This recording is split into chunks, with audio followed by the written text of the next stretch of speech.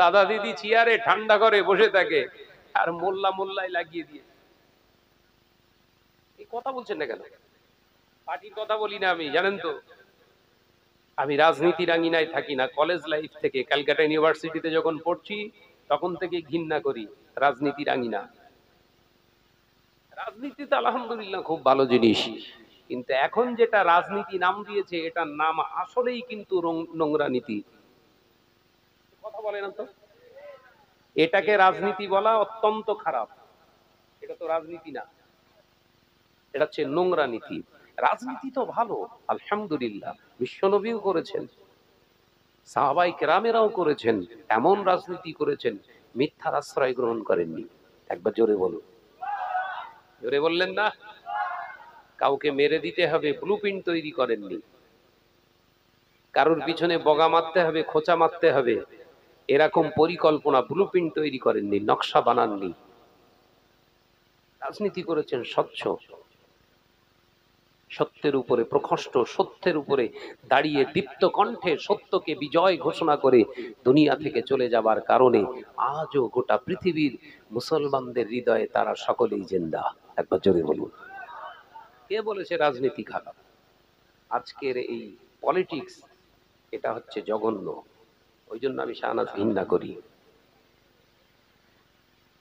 অন্যায় হলে প্রতিবাদ করব, কিছু করার নেই। আমি কারোর পক্ষ নেই না, একজনই আমার পক্ষে, একজনেরই আমি পক্ষে, সেটা হলো আল্লাহ এবং রাসূল। সত্যের বিরুদ্ধে কথা বললে ছাড়া হবে না।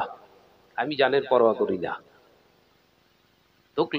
লোক লস্কর, লাঠি ছোটা যা কিছু আছে তুই যা পারিস তাই কর, অন্যায়কে কোন রকম প্রশ্রয় দেওয়া হবে না। বিশ্বনবী সরকারে দু আলম হুজুর আকরাম সাল্লাল্লাহু আলাইহি ওয়াসাল্লাম, ভাই তোকে বললাম এই বক্সটা এদিকে রাখলেই এরকম করলেই আওয়াজ হচ্ছে, একটু ঘুরিয়ে দে না রে ভাই, ওই সোজা করে দে। আল ফুরকানিল জামিল وما خلقت الجن والإنس إلا ليعبدون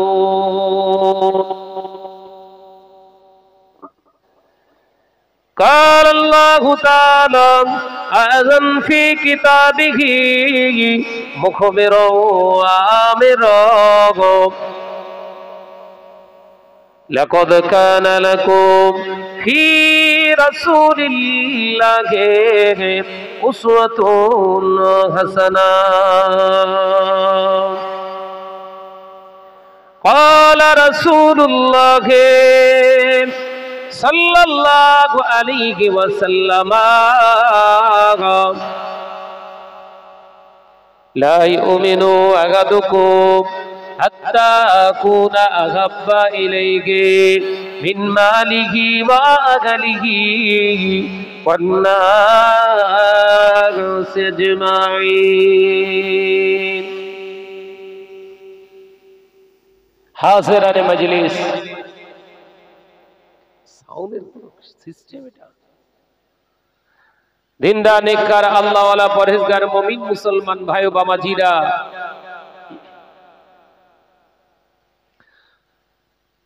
আজকের এই মনসাপুকুরের নওজোয়ান যুবক ছেলেদের প্রচেষ্টা, কি সাউন্ড করছে? হ্যাঁ,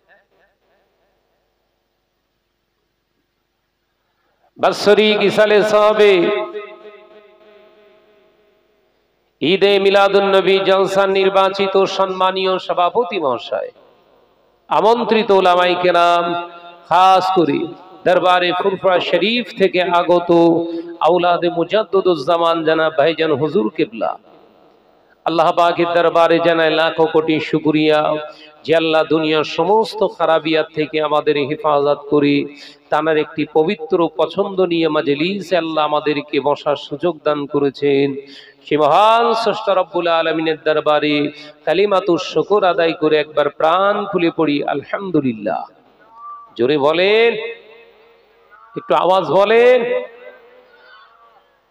সালাতু সালাম জানায় বিশ্ব নবীর দরবারে, যে নবী সৃষ্টি না হলে আমার আল্লাহ পাক কুল কায়নাতকে সৃষ্টি করতেন না? জোরে বলুন সুবহানাল্লাহ।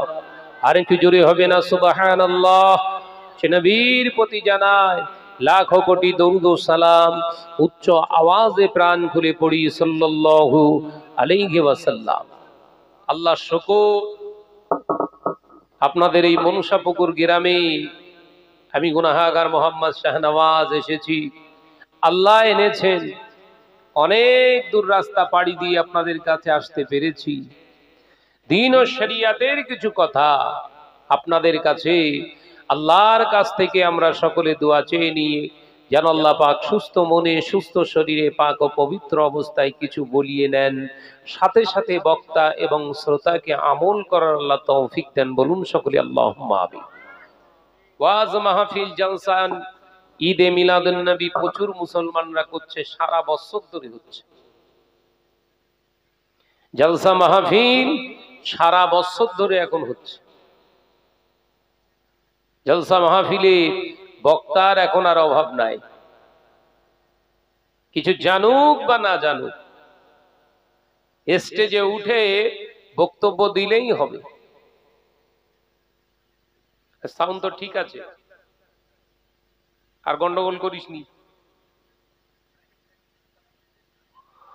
কথা বুঝছেন? জলসা মাহফিল ওয়াজ দরসা মানে আইসালে সওয়াব, মুসলমানদের আর অভাব নেই। পাড়াতে পাড়াতে জলসা, গ্রামে গ্রামে জলসা, বাৎসরিক ইসালে সওয়াব হতেই রয়েছে, সারা বছর ধরে জলসা। কিন্তু মুসলমান বস্তিগুলো খুঁজে খুঁজে দেখুন, যত ওয়াহিয়াতি খারাপ কাজে লিপ্ত আছে এরা। যে সুদ ঘুষ জেনা ব্যভিচার, মেরে নেওয়া, কেড়ে নেওয়া, ফাঁকি দেওয়া, মিথ্যা কথা বলা, হয়রানি করা, মানুষের নামে মিথ্যা তোহমত দেওয়া, এগুলো প্রতিদিনের কর্ম, আমাদের জীবনের প্রতিদিনের কর্ম হয়ে দাঁড়িয়েছে। বলেন ঠিক বলছি না ভুল বলছি? পাশেই তো আল্লাহ কারে আপনাদের গটিয়ারি শরীফ আল্লাহর ওলির মাজার আছে, সেখানে কি হচ্ছে? এন কোন শরিয়াত বিরোধী কাজ নেই যে সেখানে হয় না। আমার নিজে চোখে দেখা, আমি শুনে বলছি না, বলো শুনে বলছি না, আমার নিজে চোখে দেখা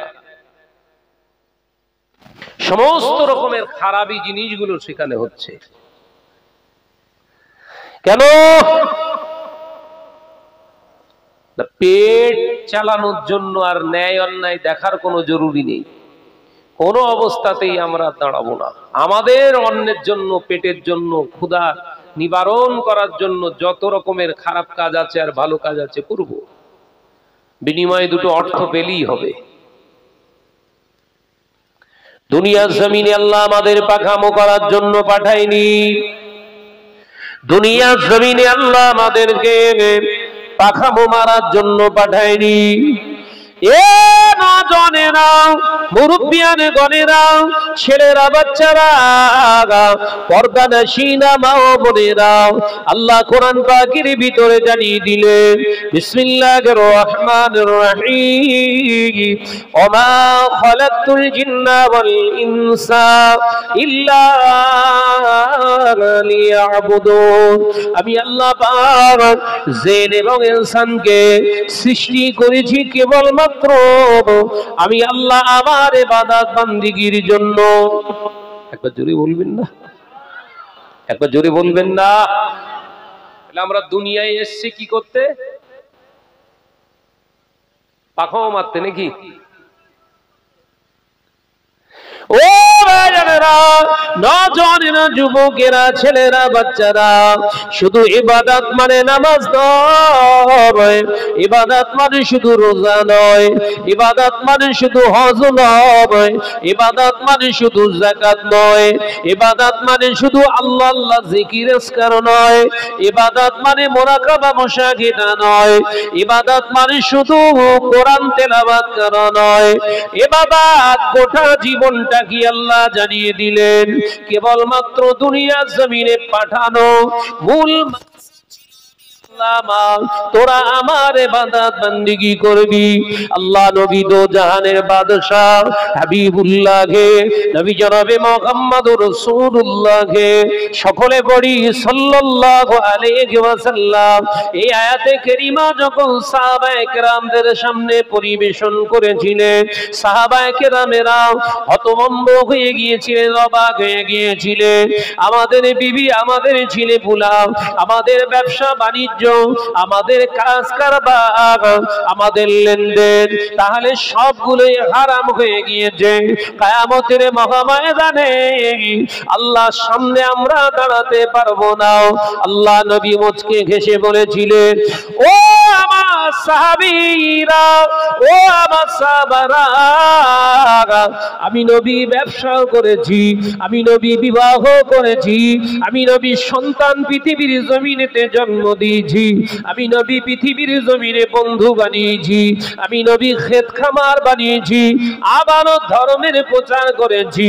আমি রাসূলুল্লাহ জানিয়ে দিলাম, আমি যে প্রসেসে এগুলো করি ওই পদ্ধতিতে, ওই প্রসেসে তোমরা করবে, তাহলে আমার আল্লাহ সমস্ত কাজগুলো ইবাদত হিসাবে কবুল করবে। জোরে বলবেন না?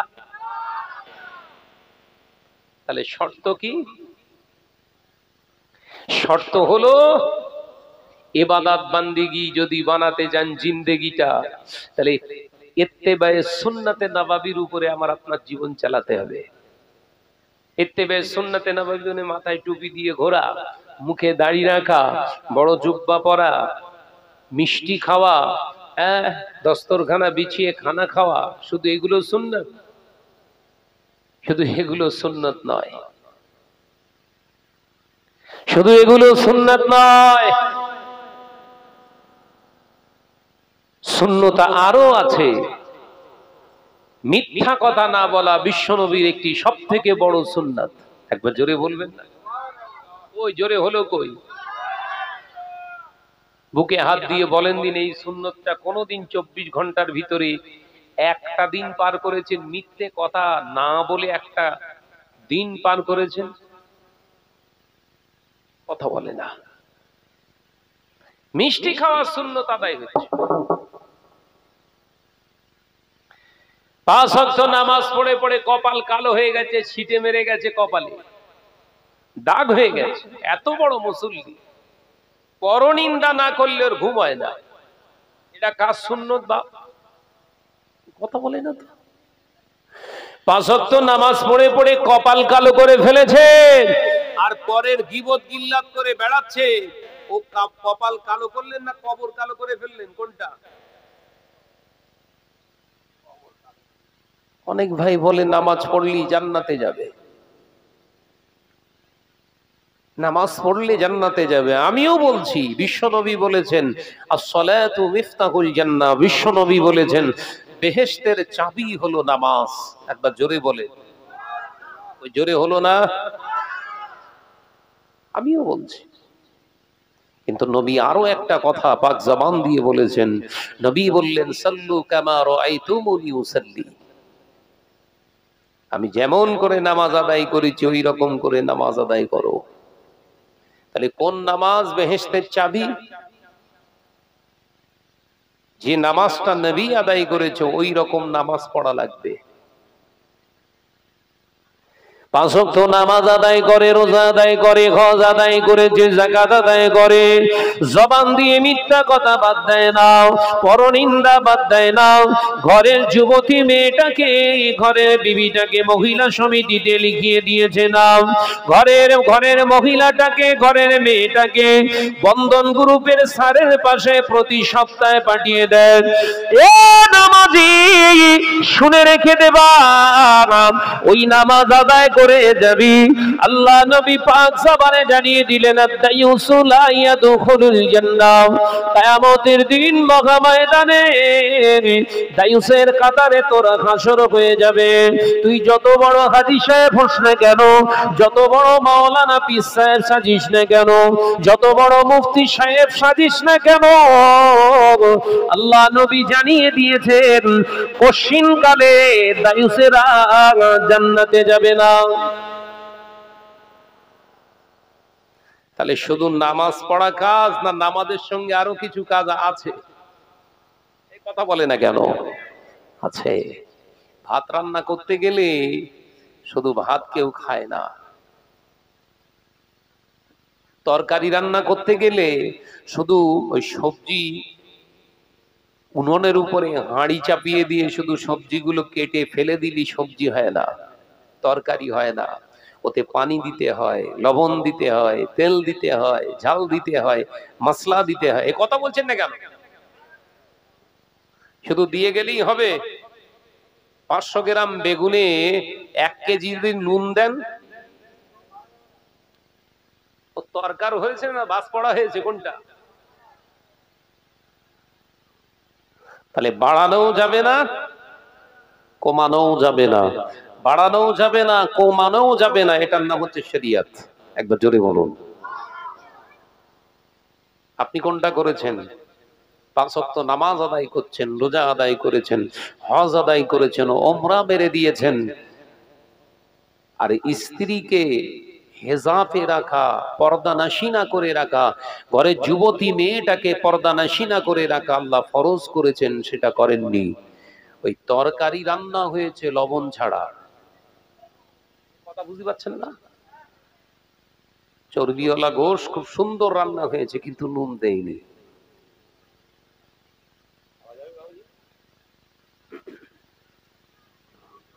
মুখে তুলেই মুখে ছুঁড়ে মারবে। রাধুনি যে তার কপালে বিপদ আছে। এই আজকে জলসা মাহফিল, ঈদে মিলাদুন্নবী জলসাকে কেন্দ্র করে তাবারুকের ব্যবস্থা হচ্ছে তো। এখন যারা তাবারুক করছে, রাধুনি বেখেয়ালে একটা হাঁড়িতে দেগেতে বেশি পরিমাণে নুন তো দূরের কথা, লবণ মোটেই দেননি। খিচুড়ি ফার্স্ট ক্লাস রান্না হয়েছে, বিরিয়ানি ফার্স্ট ক্লাস রান্না হয়েছে, লবণ ওতে আর দেয়নি। খাবার সময় সুনাম হবে না বদনাম? বিরিয়ানি হয়েছে তো, বিরিয়ানি খেলে সুনাম অর্জন হবে তো। এই বক্সটা কচি, কচি, মাইক ম্যান আমার দিক থেকে এই বক্স এদিক ঘুরিয়ে দে। এরম সিস্টেম কে শিখেছ তোদের সব? এই আমি হাত দিলি তো টানছে, ওইদিক ঘুরিয়ে দাও।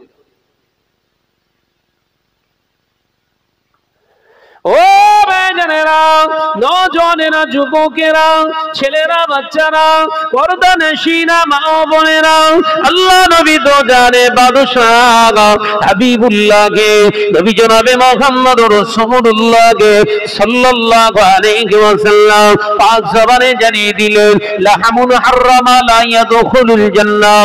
ও আমার সাহাবীরা, ও আমার সাহাবারা, আমি নবী জানিয়ে দিলাম, শুনে রেখে দাও, জেনে রেখে দাও।